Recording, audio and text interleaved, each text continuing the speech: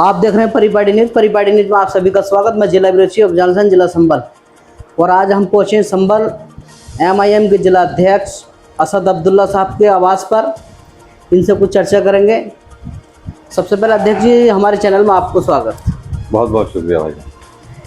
अध्यक्ष जी, जो आपका सबसे पहले जो रैली का आगाज़ हुआ विधानसभा 2027 के इलेक्शन का जो आगाज़ हुआ है बहराइच से मटेरा विधानसभा से, उसके बाद नजीमाबाद से, अब तैयारी है सहारनपुर की और मुरादाबाद की, तो आपकी क्या तैयारी है? देखिए, संभल पे पूरी तरह से हम तैयार हैं और मजलिस इत्तेहादुल मुस्लिमीन के जो कारकुन है, कार्यकर्ता हैं या ज़िले की पूरी यूनिट है, पूरी तरह से तैयार है। बूथ बूथ पर जाकर मजलिस का पैगाम को आम कर रही है और लोगों की जन समस्याओं से लेकर वो सुनने का काम करते हैं, उसको जो है समस्या को जो है हल करने का भी समाधान करते हैं। हम पूरी तरह से तैयार हैं। इंशाअल्लाह पूरी मजबूती के साथ मजलिस इत्तेहादुल मुस्लिमीन संभल में चुनाव लड़ेगी। जी अध्यक्ष जी, जैसे कि बहराइच में एक बहुत बड़ी जनसभा हुई और पब्लिक काफ़ी पहुंची, उसके बाद नजीमाबाद में हुई, अब मुरादाबाद में भी इलेक्शन की विधानसभा प्रोग्राम की तैयारी है, तो आपको लगता है जो रैली में जनसभा, जो जनता का सरों का सैलाब देखने को मिलता है कि वो 2027 में रंग लाएगा? देखिए, 2022 में जब चुनाव हुए थे तब भी हमसे इस तरह के सवाल होते थे कि रैली में तो बहुत आदमी आते हैं लेकिन वो वोट में तब्दील नहीं होते।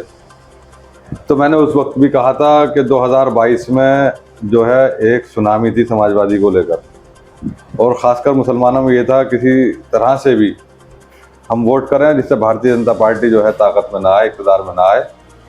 तो उनके पास सिर्फ एक ही विकल्प था, वो था समाजवादी पार्टी। तो पूरी ताकत के साथ पूरे सूबे के मुसलमानों ने जो है समाजवादी पार्टी को वोट किया, लेकिन उसके बावजूद भी वो बीजेपी को उत्तर प्रदेश से नहीं हटा सके।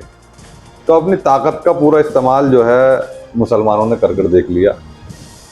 अब 2027 की बारी है और 2027 में इन 5 सालों में चाहे वो समाजवादी पार्टी हो या कांग्रेस पार्टी हो, बराबर उत्तर प्रदेश का मुसलमान ये देख रहा है कि जिस तरह से हमारे साथ जुल्म और ज़्यादतियाँ हो रही हैं, जिस तरह से हमें दबाया जा रहा है, उस पर कोई भी पार्टी, चाहे वो अखिलेश यादव हो, चाहे वो मायावती हो, चाहे वो राहुल गांधी हो। राहुल गांधी की मोहब्बत की दुकान बंद हो चुकी है, लेकिन कभी भी वो मुसलमानों का नाम नहीं लेते, मुसलमानों के मुद्दे पर कोई बात नहीं करते। अखिलेश जी जो समाजवादी पार्टी नहीं बल्कि मैं यादव समाज पार्टी कहूँगा, यादवों पर अगर कोई परेशानी आती है, कोई छीटाकछी करता है, यहाँ तक कि मोहन यादव जो मुख्यमंत्री हैं भारतीय जनता पार्टी के, उन पर अगर कोई टिप्पणी होती है तो उनके बचाव में भी जो है अखिलेश यादव कूद पड़ते हैं। लेकिन जो लोग 90% लोग समाजवादी पार्टी, 85% लोग मुसलमान समाजवादी पार्टी को वोट करते हैं, लेकिन वो उनके मुद्दों पर नहीं बोलते, उनके साथ नहीं खड़े होते। तो अब रुख बदला है, अवाम की सोच बदली है, मुसलमान की सोच बदली है। तो अब मुसलमान ये चाहता है कि जो मेरी आवाज़ को पूरी तरह से उठाता है, पार्लियामेंट में उठाता है, बाहर सड़क पर उठाता है, तो वो अब असदुद्दीन ओवैसी की तरफ को अपने विकल्प के तौर पर चुनना चाहते हैं कि अब हम हिस्सेदारी की लड़ाई लड़ेंगे। हमें इज्जत जब ही मिलेगी जब अपने वोट का इस्तेमाल हम अपने आप के लिए करेंगे, अपने लिए अपना वोट देंगे, अपनी पार्टी को देंगे। तो अब सोच बदली है। अब भीड़ से ज़्यादा कहीं वोट, मेरा विश्वास है, मेरा यकीन है कि भीड़ से ज़्यादा वोट मजलिस इत्तेहादुल मुस्लिमीन को मिलेगा। अच्छा, आपसे एक सवाल और है हमारा कि समाजवादी पार्टी के संभल जिला अध्यक्ष असगर अली अंसारी ने कहा है कि क्या है MIM असदुद्दीन ओवैसी बीजेपी के इशारे पर बी टीम बन करके काम करते हैं, आपका क्या कहना है?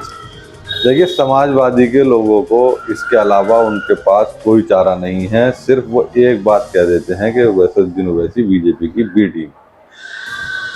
अगर आप उनसे पूछें कि सबूत दिखाइए, कोई बात बताइए कहाँ बी टीम है, कि हम राजनीतिक दल नहीं है, हमें लड़ने का हक नहीं है, तो इस बात पे वो खामोश हो जाते हैं।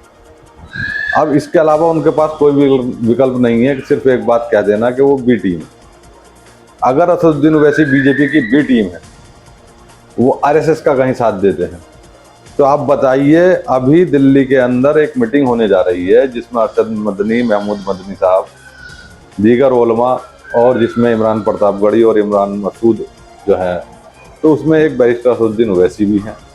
जब वो बीजेपी के एजेंट हैं तो उन्हें क्यों बुलाया जाता है इस तरह की मीटिंगों में? ये तो एक जनता का वोट लूटने के लिए, उसको ठगने के लिए इनके पास एक ही बात है जो कह देते हैं कि वो बी टीम है। अब इनकी इन बातों में मुसलमान नहीं आने वाला। मुसलमान अब पूरी तरह से जो है समझ चुका है, और उत्तर प्रदेश का भी और संभल का भी।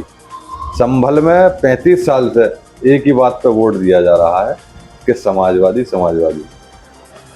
तो अब समाजवादी समाप्तवादी हो जाएगी चुनाव के बाद में, और बाकी रहेगी तो मजलिस इत्तेहादुल मुस्लिमीन, जो लड़ाई भारतीय जनता पार्टी से लड़ रही है, और भारतीय जनता पार्टी से जो पूरी तरीके से आज लड़ाई लड़ रही है, तो उसका नाम बैरिस्टर असदुद्दीन ओवैसी है, जो सदन में जो है आंखों में आंखें डालकर मोदी की, अमित शाह की जो है बात करते हैं। चाहे वो एनआरसी का मामला हो, चाहे वो मोम लिंचिंग का मामला हो, चाहे वो हिजाब और नकाब का मामला हो, चाहे वो शरीयत में मदाखलत का मामला हो, तो सभी मुद्दों पर वो बड़ी बेबाकी से अपनी बात को रखते हैं।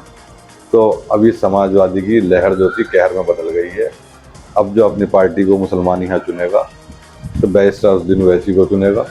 ये जो कहते हैं बेटी, ये इंशाल्लाह चुनाव में ये बात खत्म हो जाएगी।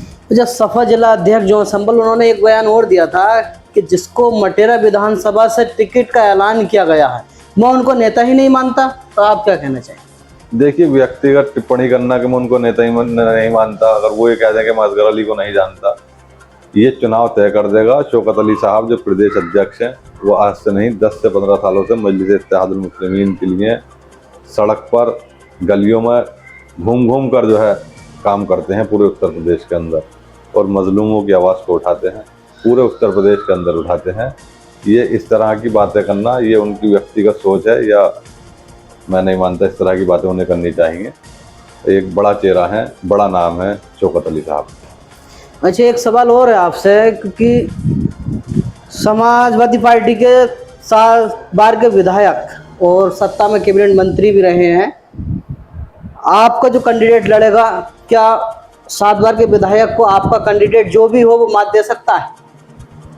देखिए, 7 बार के विधायक, 35 साल से विधायक, कैबिनेट मंत्री रहे, तो आज संभल में ये दुर्भाग्य है संभल का। यहाँ पर रोडवेज नहीं है, यहाँ पर स्वास्थ्य सेवाएं नहीं हैं, यहाँ पर जिला मुख्यालय नहीं है, यहाँ पर अच्छी सड़कें नहीं हैं, यहाँ पर अच्छे इदारे नहीं हैं, कोई एक अच्छा खेल का मैदान भी नहीं है जिसमें कि अपने जो संभल का नौजवान वहाँ पर खेल सके, अपना खेल कूद में अपना मुस्तकबिल बना सके, ऐसा भी नहीं है। एक यहाँ पर स्पोर्ट कॉलेज नहीं है। तो ये दुर्भाग्य है संभल का, और संभल की जनता इस वाले चुनाव में, अभी उन्होंने यहाँ पर निकाय चुनाव में तो उनकी हैसियत को बता दिया था, और अब जो विधानसभा का चुनाव होगा तो संभल की आवाम उनसे बदला लेने के लिए तैयार बैठी है। जिस तरह का छलावा संभल के साथ किया है, वोटों को लूट करके 35 साल से, अब उसका बदला लेने का वक्त जो है बहुत जल्द आ रहा है। जनता तैयार बैठी है। मैं गांव-गांव जाता हूँ, बूथ जाता हूँ, मुझे यहाँ शहर से लेकर देहात तक के हालातों को मैं देखता हूँ। बस उन्हें इंतज़ार है कि जो है चुनाव आए और हम उन्हें बताएं कि उन्होंने हमारे साथ किया। हमसे जुड़े रहने के लिए हमारे चैनल को सब्सक्राइब करना ना भूलें